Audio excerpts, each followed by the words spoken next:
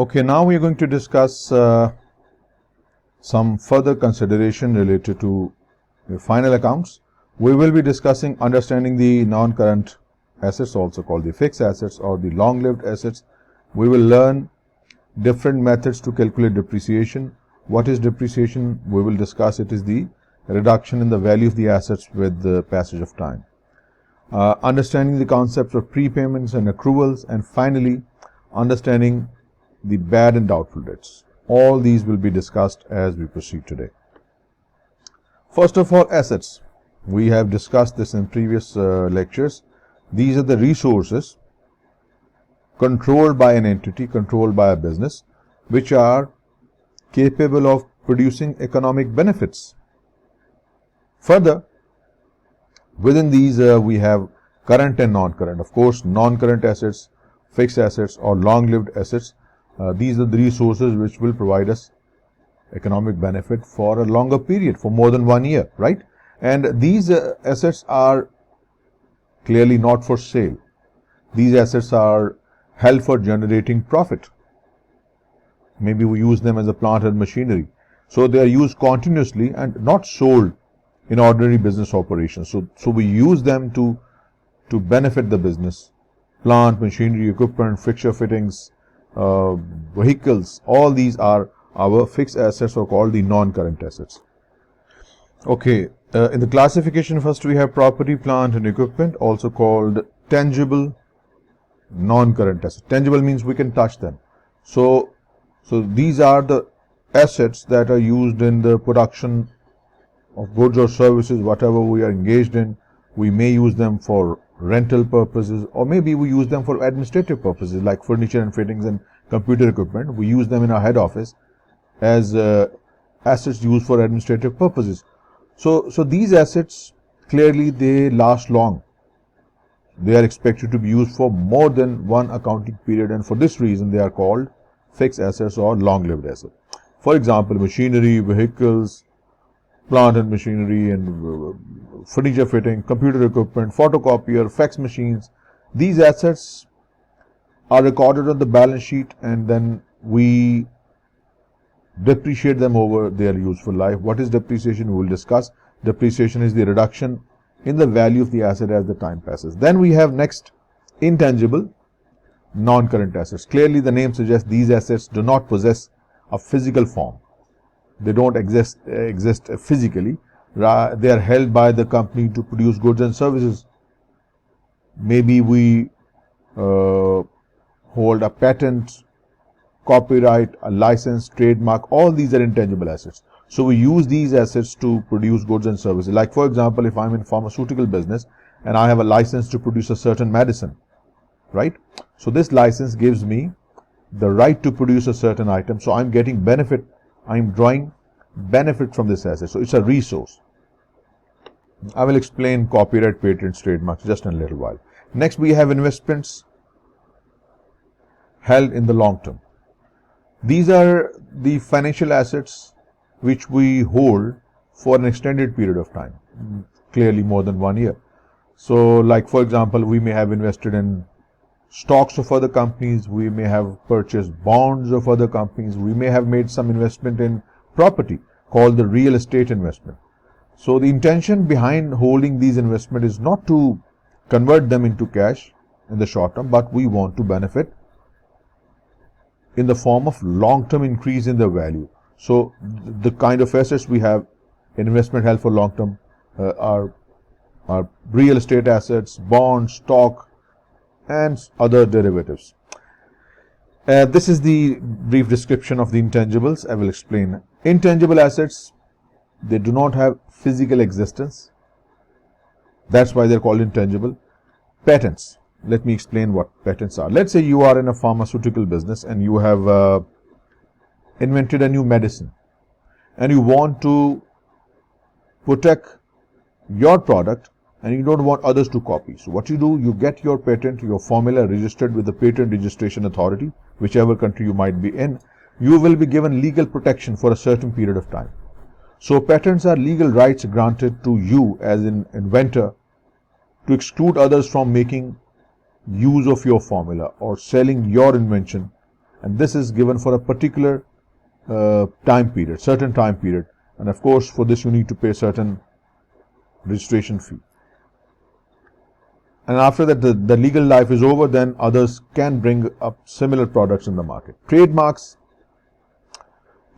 again is another intangible.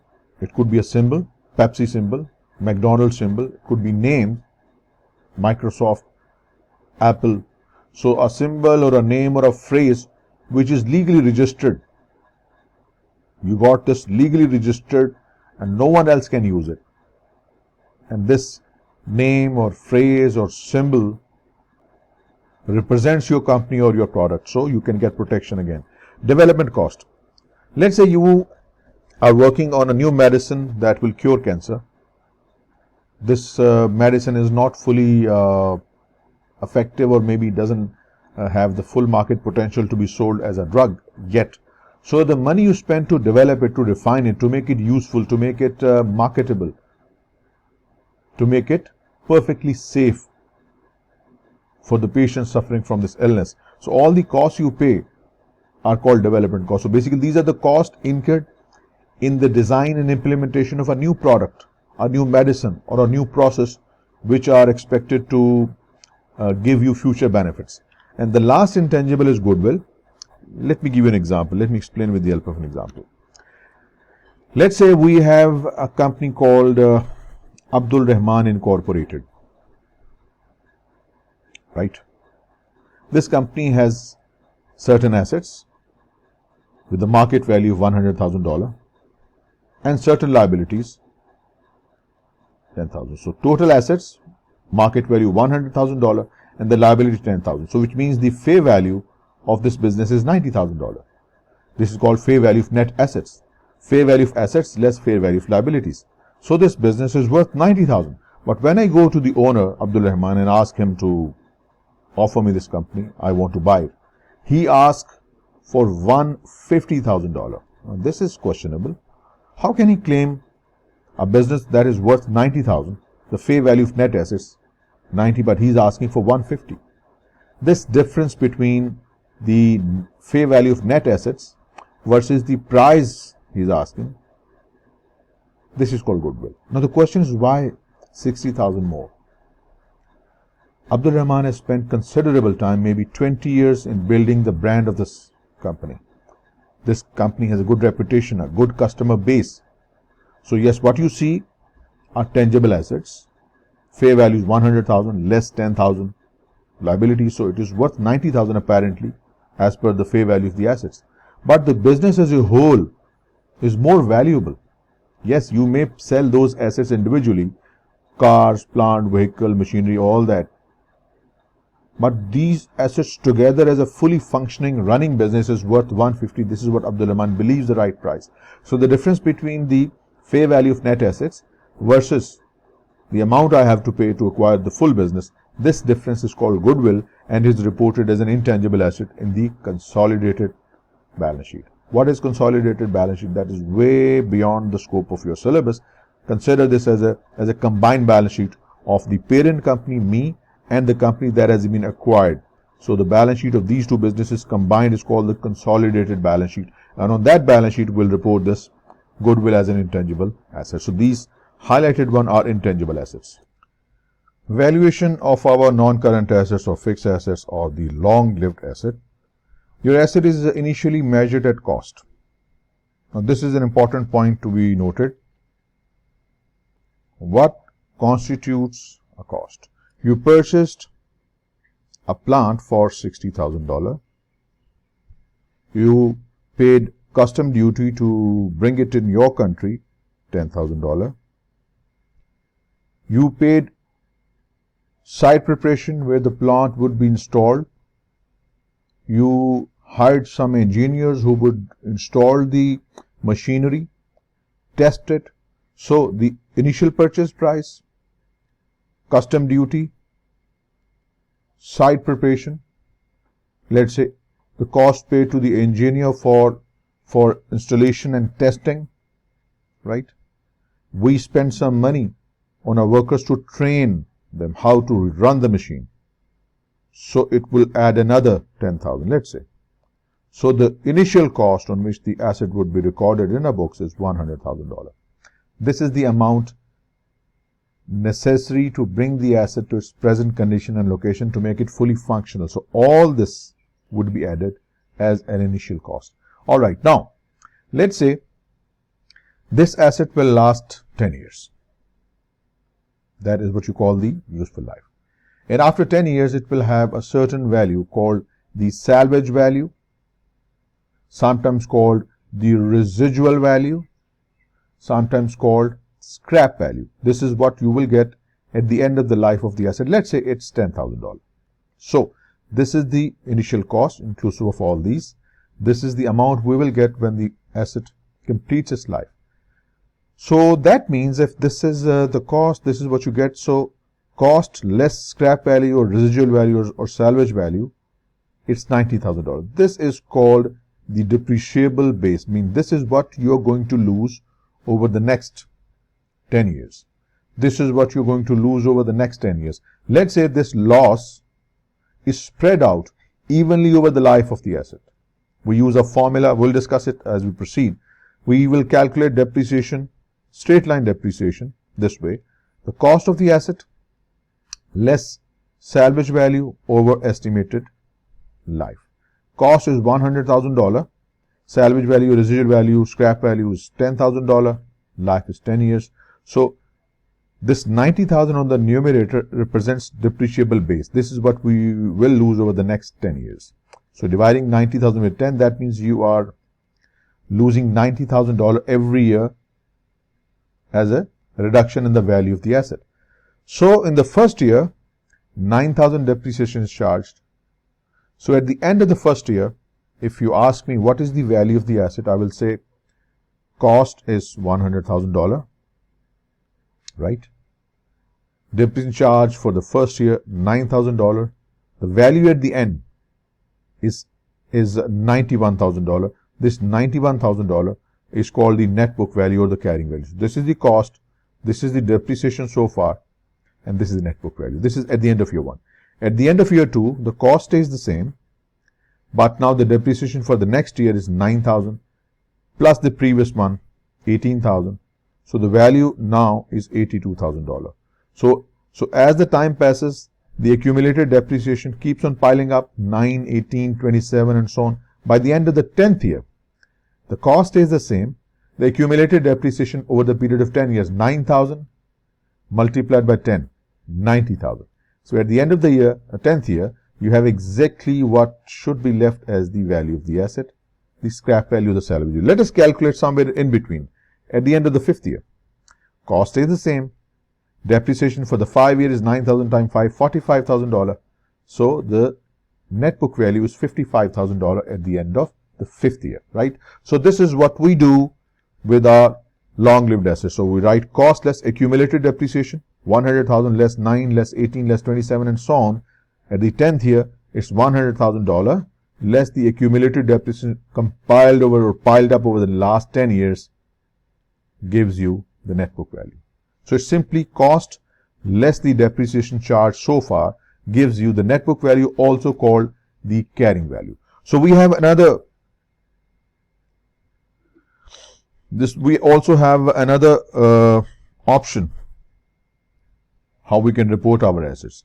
So at any point in time, the company may choose to revalue the asset if the market value, also called the fair value, is significantly different from its net book value. For example, at the end of the 5th year, the cost stays the same, but for 5 years the depreciation charge is $45,000.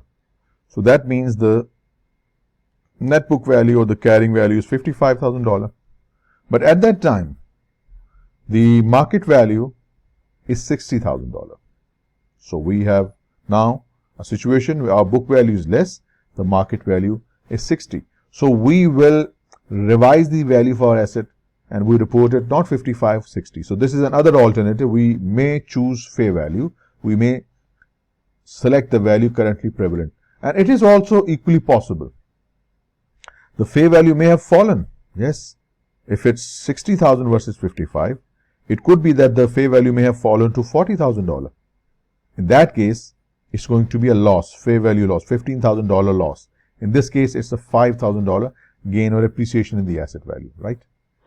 So this revaluation gain or revaluation loss, this will lead to adjustments in our financial statements, and what adjustments needed we'll discuss as we proceed. Valuation, fair value, we just discussed. In subsequent years, company may choose revaluation of the non-current or fixed assets. Fair value at date of revaluation, I'll explain with the help of an example what it means, and usually it is applied to land and building, the fair value accounting. And a revaluation is the choice for the company. If you wish to, fine. If you don't, then don't. But if you do, then these revaluation must be updated regularly. Let's take some examples to explain how the fair value accounting works.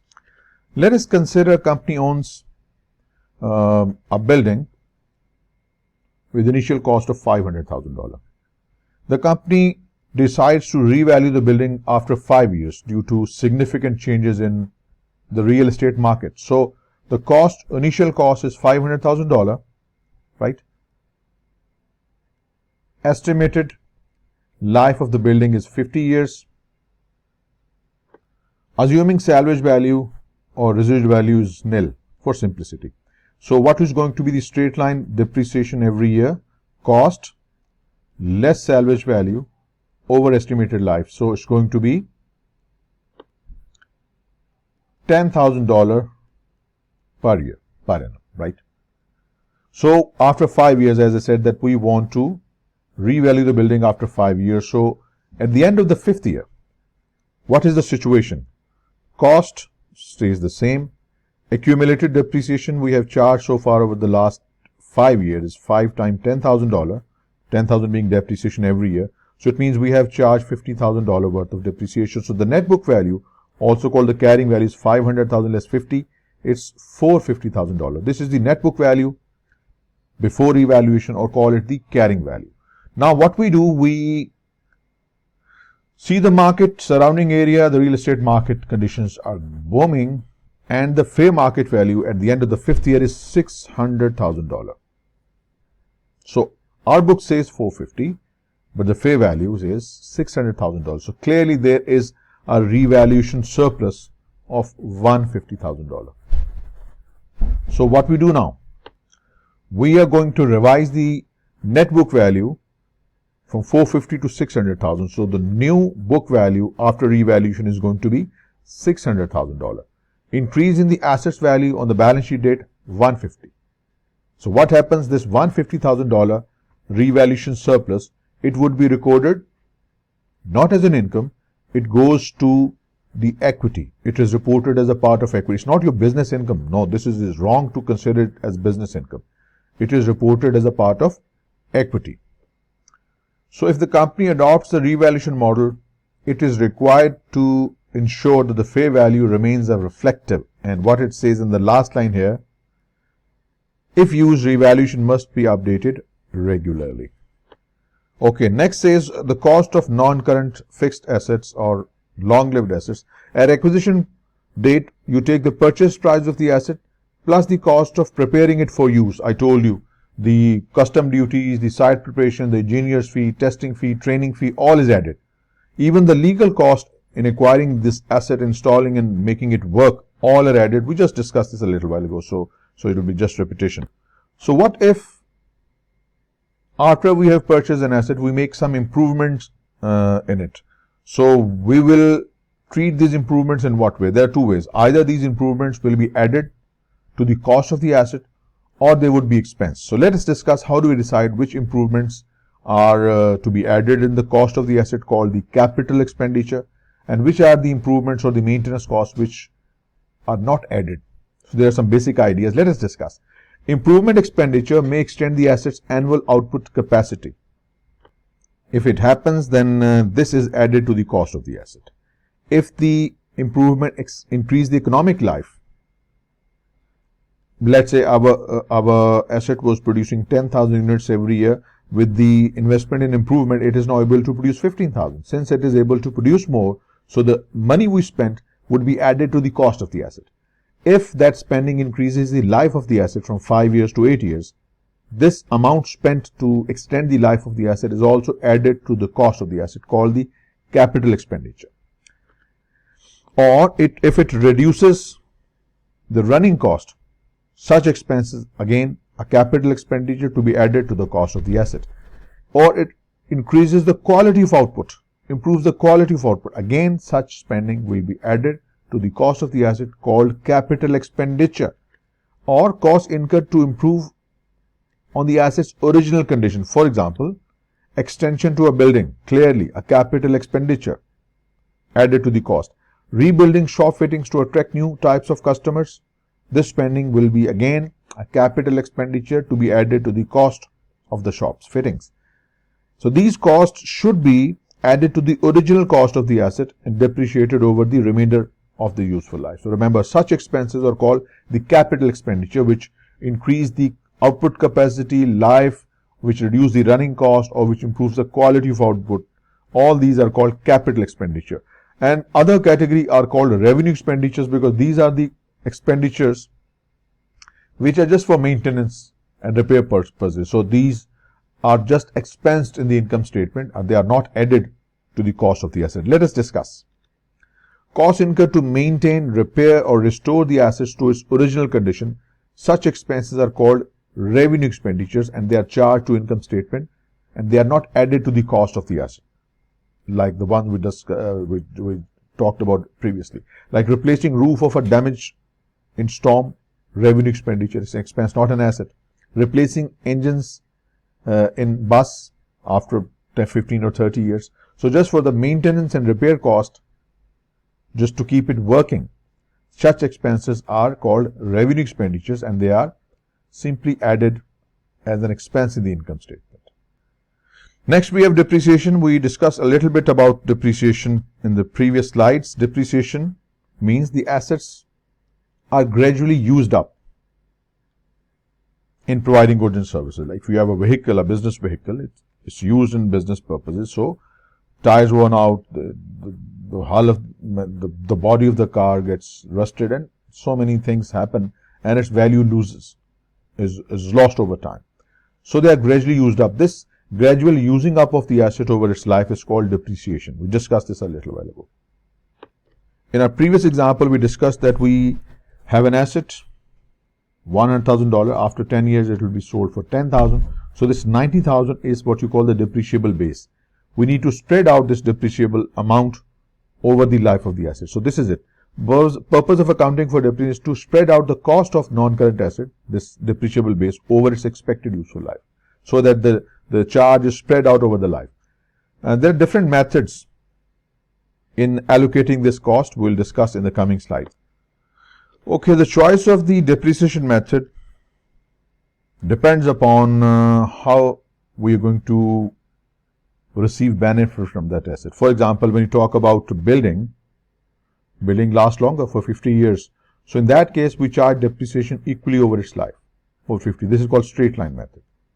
But if you purchase a computer equipment for your business, it will last for 5 years and it will provide maximum benefit in the early years, and as the time passes, it becomes inefficient or maybe not that efficient. So in this case, we charge more depreciation in the early periods and lower depreciation in the last year. This is called the reducing balance method, sometimes called the written down value method or the declining balance method. We'll discuss. So whichever method you select, the main point is that we need to, this is the one, we need to achieve the matching of costs against the related revenue.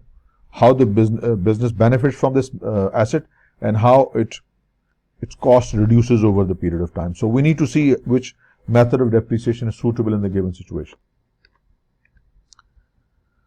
So the net book value is the result of a calculation we discussed previously. Its original cost less the depreciation charge so far, which is called the accumulated depreciation. Right? So what you get, for example, the net result of these two numbers, original cost is $100,000 and depreciation for 5 years, let's say $45,000. The total depreciation charge so far or the accumulated depreciation. The figure you get is called the net book value. And this is not what the fair value may be. So it is not intended to represent the asset's market value. That's why this is called the carrying value or the net book value. Let's take an example. We have an asset with the depreciable base of $90,000 with the original cost of $1 million, right? So this is the original historical cost. First year, the depreciation charge is 180. This depreciation charge 180 goes to income statement, debit. The credit part goes to accumulated depreciation. So 1 million less 180, 820. Next year, we charge the same depreciation amount 180. It goes to income statement and credit goes to accumulated depreciation. Accumulated depreciation goes to 180 to 360. So 1 million less 360, 640. This is the carrying value or called the net book value. Next year, we charge 180. So every year, the depreciation expense goes to income statement as an expense for the period, and the credit part keeps on adding up in the accumulated depreciation. First year depreciation, 2 years combined, 3 years combined, 4 years combined, and 5 years combined. 1 million less 900,000. This 100,000 is the residual value, the scrap value of this asset at the end of the life. So we were talking about this asset which we purchased for 150, 850, installation and testing 150, total cost 1 million. Salvage value was expected 100,000 at the end of the 5th year. This is the amount which we need to spread out over 5 years as depreciation expense, year 1, 2, 3, 4, 5. So each year that a non-current asset is in use, a portion of its cost is deducted from the statement of financial position. That portion of its cost is matched against the revenue, and this is reported in income statement. I told you 180 goes to income statement every year, and the other part of 180 goes to credit side and keeps on adding up. The depreciation of non-current asset each year is added to the depreciation of earlier years, and this is called the accumulated depreciation. So this 180 each year goes to income statement as an expense, and this 180 goes each year to the accumulated depreciation, which keeps on adding up, keep on piling up till the end of the life of the asset, when the cost less total accumulated depreciation gives you the residual value or the scrap value. So how do we calculate depreciation? Requires 3 items. We have already discussed this. We need the cost, we need the estimated life, and we need the estimated residual value or scrap value. We will simply get the formula cost minus scrap value or residual value over estimated life. We calculated depreciation using this formula previously. So it's nothing new. And it says the total depreciation or accumulated depreciation of the asset is equal to the cost of the asset minus the estimated residual value. Yes, this is also called depreciable base. Cost minus residual value. Like in our example, $100,000 less $10,000. So this 90,000 is what you call the total depreciation or the depreciable base of the asset, which we will spread out over its estimated useful life of 5 years. So what's the purpose of charging depreciation? The purpose of depreciation is to spread the total depreciation or the depreciable base over the estimated useful life. We discussed this. There are 2 methods. Straight line method we have already discussed, and the next is the reducing balance method, also called the declining balance method, sometimes called the written down value method. Let me show you how it works. In declining balance method, as you can see, the depreciation charge is very high in the early years. Depreciation expense per year 400,000, 240 the next year, 140 for 86. So it gradually falls. So initial years will see high depreciation charge, in the subsequent years will see the lower depreciation charge. So how it's applied, we would be given a percentage. You don't have to calculate. It's a complex formula we use to calculate the depreciation percentage in declining balance method or the reducing balance method. So you would be given the percentage in the question. You simply need to take the carrying amount and multiply with the percentage. Carrying amount means the net book value at the end of every year. Multiply it with 40% or whatever the percentage is, you will get the depreciation expense. Let me show you how it works. So this is the cost of the asset or the carrying amount at the start of the period, 40%. 400,000 is the depreciation charge for the first year. The entry is debit depreciation expense, goes to income statement, credit accumulated depreciation.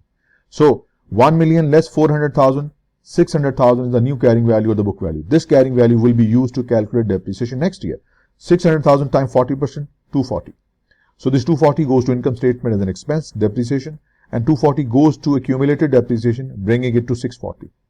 Right? Now the asset has a value, 1 million less 640, 360.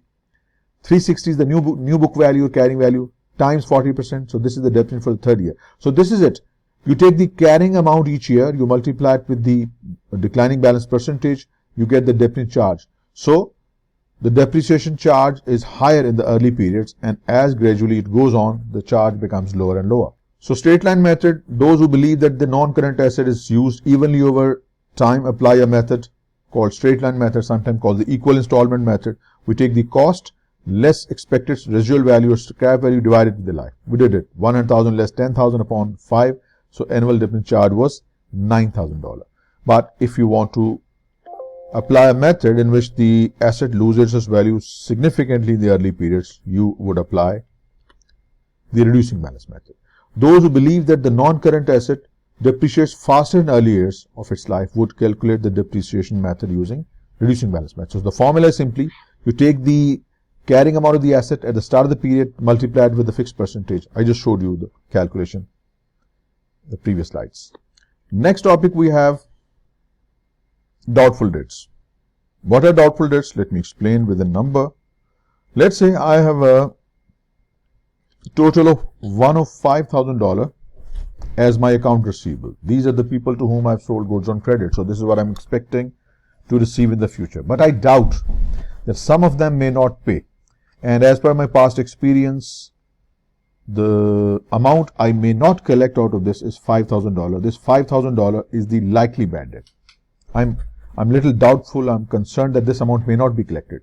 So I'll need to reduce this amount from my gross receivable and report $100,000 as net receivable on my balance sheet. So 105 is the gross figure of my account receivable, the customers, debtors. 5,000 is what I expect that I may not be able to collect. This is called the expected doubtful debt, sometimes called the provision for doubtful debts or allowance for doubtful debts. And this is what I may receive. But maybe out of this 5,000, only 3,000 actual turned bad. These 3,000 will be called bad debts, which actually proved uncollectible. And this 5,000 is called the doubtful debt. So we were doubtful that 5,000 may not pay. Out of this, what did not pay, for either the customer died, ran away, they were adjudicated bankrupt by the court of the law, or maybe they simply refused to pay, and you are not likely to receive. So in this case, it's an actual bad debt. So this distinction must be kept in mind. This is the probable bad debt. This is the actual bad debt. So there is a risk that the customers will not pay. This risk of no payment is dealt with by reducing the reported value of the asset by an estimated doubtful debt. Like I said, I have 105,000 account receivable or gross receivable. Of this, 5,000 may not be collected. So I need to reduce this amount, which may not be collectible. So here it compares the bad with the doubtful debts. Doubtful debt means there is a doubt about the value of an asset, like our account receivable. So the directors or the owner of the company should be invited to consider making a provision against the losses. Like 105,000 is the gross receivable and 5,000 may not be collected. This 5,000, ladies and gentlemen, is doubtful debt. And of this, what is not actually collected is bad. So where it is known that the debt is bad because the customer has declared himself bankrupt, a customer does not declare himself bankrupt. This doesn't happen. I can't say and go in the market, I'm bankrupt, I'm bankrupt. You don't do that.